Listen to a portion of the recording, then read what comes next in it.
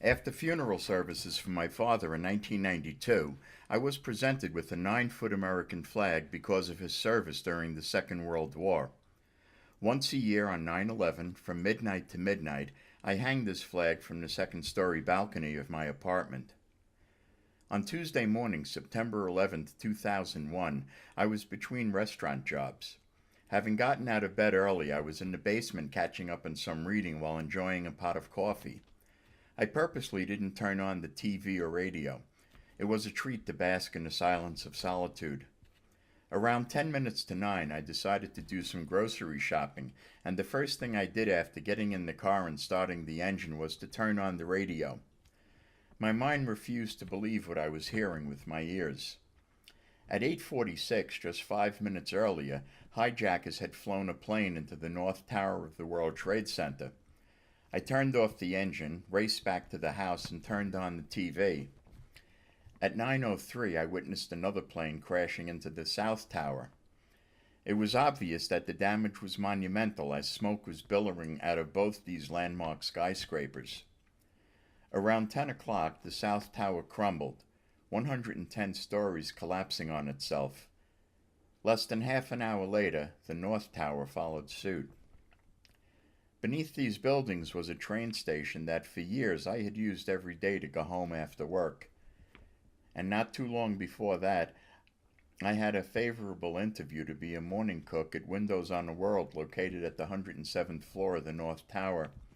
Had I subsequently been offered and accepted a job at that restaurant, I would have been one of those killed. For days afterwards, my mind was at a loss to express the emotions I was feeling. About a week and a half later, I was finally able to put pen to paper and composed the following poem entitled An Open Message to Terrorism. You think we are satanic and consider your cause true. You think your faith is holy while you hate Christian and Jew. It's not your God that is at fault, he's there for you and me. Your loathing and abhorrence, they're the evil, can't you see?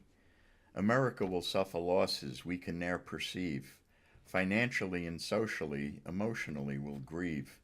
Our lives are changed, our souls are bared, our naivete is lost. You'll cheer our helpless, crippled look. You'll fight us at all cost. It cannot be you do not know this outrage will survive with dignity and unity because our hope's alive. Your hatred is what makes you blind to what I clearly see. America will not despair your next atrocity. We'll rise to meet each challenge and we'll strive to face each day. How pointless it will be for you to stand in our way. Not 'cause we're so invincible or 'cause we're always right, but 'cause we own a spirit that cannot be crushed with fright. Our faith in one another will help strengthen our resolve. Together, as a nation, as a people, we'll evolve. We'll not succumb to chaos or discord or inner strife. Will not be smothered by this test upon our daily life. And when we have accepted that this is to be our fate, we'll rise above the ashes in spite of all that hate.